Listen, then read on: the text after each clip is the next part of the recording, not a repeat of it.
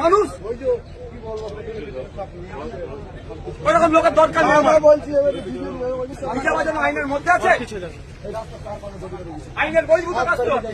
আর বড় ভাইজান কতবার বড় এরকম করবে না।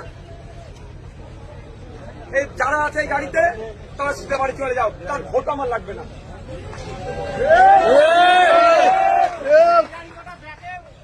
যদি মনে হয় আমাদের সাথে যাবে তাহলে আমাদের যেটা বলবে সেটা শুনতে হবে।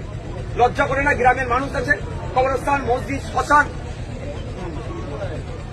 মন্দির, তার সামনে তোমরা হইয়াই করছো।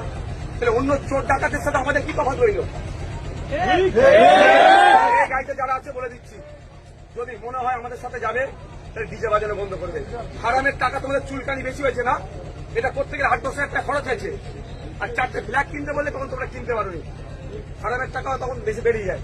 এটা কি কাজে লাগবে? মানুষ আরো রাগ হবে এটা বাজালে তোমার দেখলে।